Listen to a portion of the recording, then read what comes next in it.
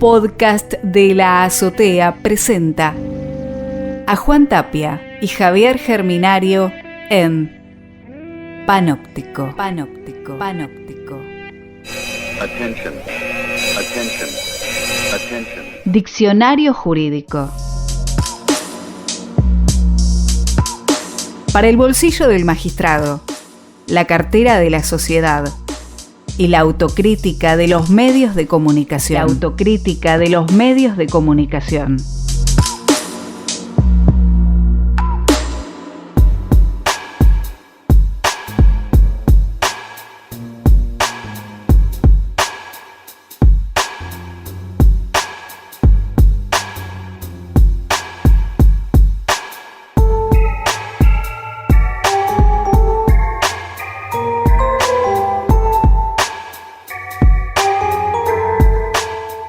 Entremos en la idea de cuál es el rol o la función, la naturaleza de los magistrados.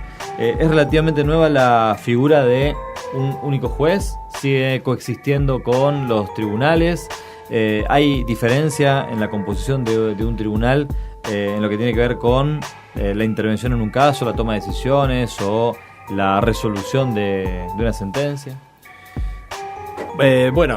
El juez, la jueza es el tercero imparcial que debe definir el conflicto. Es un actor político, aunque muchas veces se pretenda disfrazar esto de la pretendida neutralidad del derecho y la pretendida objetividad de la función judicial. Es un actor político, no político partidario, pero sí político, porque cada una de sus decisiones implica una decisión sobre el poder, sobre la violencia, sobre los derechos, sobre la democracia. En definitiva, es una forma de ver el mundo a partir de los derechos individuales de las personas involucradas en ese conflicto. Y esa decisión, o sea, la sentencia, es una decisión política y tiene que ser leído en clave política. Aún aquellos que se manifiestan como apolíticos en la función judicial están expresando una forma de concebir el mundo y el poder. En ese marco, claro, hay distintos roles de los actores judiciales del poder del sistema penal. Los actores judiciales del sistema penal son esencialmente los jueces que controlan la etapa de investigación. En Córdoba se llama juez de control, en la provincia de Buenos Aires juez de garantías. El órgano de juicio en la segunda etapa, o sea, los jueces que llevan adelante el debate oral cuando corresponde practicar la instancia del juicio, y generalmente son 3. Puede ser un juez unipersonal si el caso tiene una gravedad menor, o puede ser jueces populares de hasta 12, depende de los sistemas, ¿no? Pero de hasta 12 si se trata de un juicio por jurados. Después está el juez de ejecución penal, que es el juez que cumple la pena cuando esa persona ha transitado la investigación, ha llegado al juicio y ha sido condenada en el juicio. Las condiciones cualitativas y cuantitativas del cumplimiento de pena la va a controlar un juez que se llama juez de ejecución penal, cuya función termina cuando vence la sentencia, cuando vence la pena. Y finalmente hay jueces que controlan las decisiones de los jueces inferiores para evitar la posibilidad de arbitrariedad, y son los jueces de las cámaras de apelaciones o de casación penal, de lo que se llaman los tribunales superiores, que habilitan a través del derecho al recurso una doble instancia revisora de la decisión de sus pares. En esa estructura, ahí sí el juez tiene una diferencia muy marcada con la del fiscal, porque viene esto de la mano del principio de imparcialidad. Y la imparcialidad implica no solamente ese rol de tercero que no se compromete con las posiciones de uno y otro, del que acusa y del que defiende, sino también implica que tampoco puede modificar los errores cometidos por una de las partes. No puede mejorar una investigación si advierte que el fiscal no está produciendo una prueba clave. ¿Por qué? Porque se corre de su rol de tercero imparcial y asume una función instructoria, asume una función de investigación, deja su rol y está colaborando con la fiscalía. Y eso es un problema grave en un proceso penal, que es objeto obviamente de recusación de ese magistrado o de esa magistrada. Pero además, y esto me parece una clave para entenderla, el juez tiene un rol muy importante en términos de activismo judicial. Activismo judicial es vincular ese caso con situaciones estructurales, ¿sí?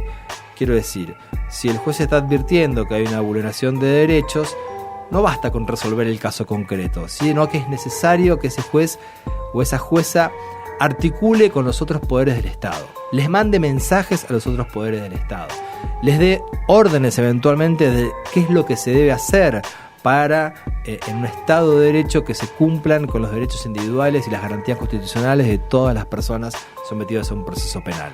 Obviamente, ese juez es contramayoritario, es decir, no es elegido por el voto popular. Entonces no puede diseñar una política pública porque sería ilegal, pero sí tiene el deber de controlar que las políticas públicas se adecúen a los estándares que fija nuestra Constitución y los tratados internacionales de derechos humanos. Y esa es la función política más evidente del juez, ¿no? El activismo judicial en clave política. Puede haber un mensaje para algún administrador de la función pública, del Ejecutivo, del Legislativo, más allá que no haya sido parte en el proceso. En un sinnúmero de casos, pongamos situaciones de pibes en situación de calle en las cuales el juez de garantías no basta con que devuelva a ese joven imputado de un delito bagatelar a la misma situación preexistente, ¿no?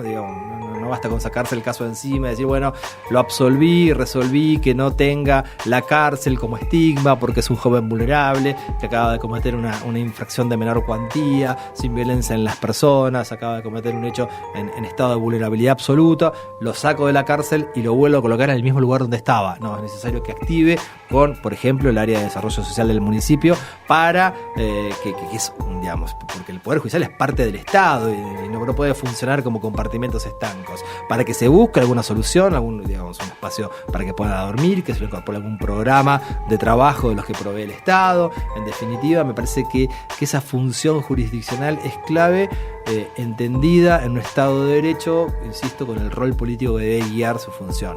Y por supuesto que es la función, si se quiere, que más incomoda a los otros poderes del Estado, ¿no? Porque puede ocurrir lo mismo con el Poder Legislativo, advirtiendo una situación que es merecedora de la sanción de una norma, por ejemplo, la ley de cupos carcelarios, ¿no? La necesidad de avanzar en que el Poder Legislativo sancione una ley de cupos que fije la cantidad de personas sobre la cual no puede excederse la población penitenciaria. Esas actividades extrajudiciales, ese activismo judicial, muchas veces es incómodo para los otros poderes del Estado. Pero claro, es el rol del juez en los tiempos democráticos que nos toca vivir. Ya no es el rol del juez a la Montesquieu, que el juez era el que repetía la letra de la ley que el legislador le fijaba, ¿no? El juez debe ser una voz política que interactúe por los otros poderes del Estado para restablecer las inequidades y sobre todo para servir de voz de aquellos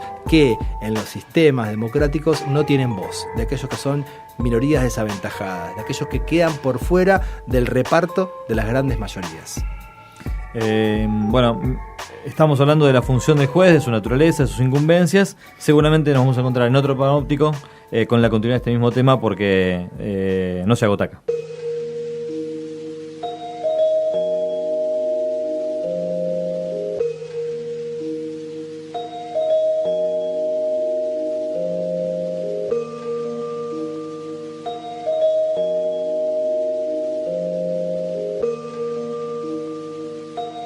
Que todos nos paremos a ver desde un mismo lugar no equivale a que todos veamos lo mismo. El derecho criminal desde el panóptico. Conversaciones entre Juan Tapia y Javier Germinario. Una producción de La Azotea.